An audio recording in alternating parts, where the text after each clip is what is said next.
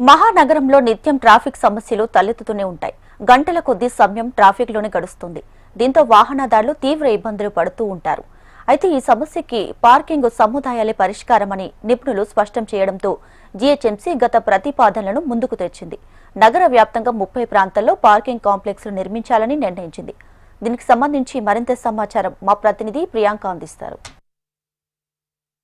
విశ్వనగరంలో నిత్యం ట్రాఫిక్ సమస్యలు తలెత్తుతూనే ఉంటాయి. ఎక్కడ చూసినా కూడా గంటల కొద్ది సమయం ట్రాఫిక్లోనే గడిచిపోతూ ఉంటుంది. అయితే ఈ సమస్యను పరిష్కరించడానికి నగరంలో మరో 30 పార్కింగ్ కాంప్లెక్స్లు నిర్మించాలని కూడా ఉన్నతాధికారులు అయితే సూచించారు. సో చూసుకున్నట్లయితే కూడా 2017 నుంచి కూడా పలు ప్రతిపాదనలు ఎంపిక చేసినప్పటికీ కూడా అవన్నీ కూడా అటకెక్కాయి.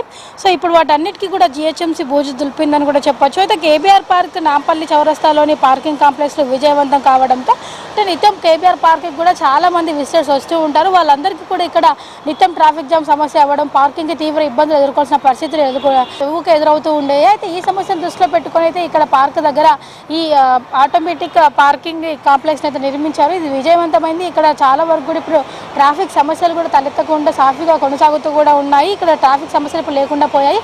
ఇది చాలా వరకు కూడా ఎంతో ఉపయోగపడుతుంది. అయితే ఇదే తరహాలో పలు చోట్ల కూడా ఎక్కడెక్కడైతే బిజీ ఏరియాలు ఉంటాయో, ప్రధాన రహదారులు ఎక్కడైతే నిత్యం ట్రాఫిక్ సమస్యలు తలెత్తుతూ ఉంటాయో అక్కడ కూడా నిర్మించాలని కూడా ఉన్నతాధికారులు సూచించారు. దీంతో మరిన్ని నిర్మించాలని కూడా ఇటు సీఎం రేవంత్ రెడ్డి కూడా జీహెచ్ఎంసీని అయితే ఆదేశించారు. అయితే కమిషనర్ కర్నర్ చార్మినార్ బస్టాండ్ వద్ద కాంప్లెక్స్ నిర్మాణానికి అయితే ప్రతిపాదనలు రూపొందించి ప్రభుత్వ అనుమతికి అయితే లేఖనైతే పంపడం జరిగింది. అయితే ప్రస్తుతం ఇక్కడ చూసుకున్నట్లయితే కూడా నాంపల్లి కూడల్లో చూసుకున్నట్లయితే కూడా ఇక్కడ నాంపల్లి కూడల్లో ఉన్న పార్కింగ్ లాట్లో అయితే కార్లు దాదాపుగా 200కు పైగా పార్క్ చేయొచ్చు. అలాగే 200 బైక్లు కూడా పార్క్ చేయొచ్చు. అదే తరహాలో కేబీఆర్ పార్క్లో చూసుకున్నట్లయితే కూడా 72 కార్ల వరకు పార్కింగ్ చేయొచ్చు.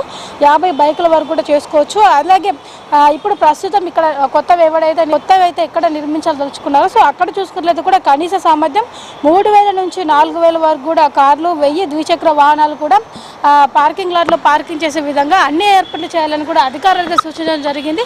సో మొత్తానికి నగర వ్యాప్తంగా ఎక్కడెక్కడైతే బిజీ ఏరియాలు ఉంటాయో అక్కడ ఉన్న చోట్లన్నింటిలో కూడా 30 పార్కింగ్ లాట్లు నిర్మించినట్లయితే కూడా ట్రాఫిక్ సమస్యకు చెక్ పెట్టొచ్చని కూడా అధికారులు భావిస్తున్నారు. వీడియో జర్నలిస్ట్ రవితో ప్రియాంక, HM టీవీ, హైదరాబాద్.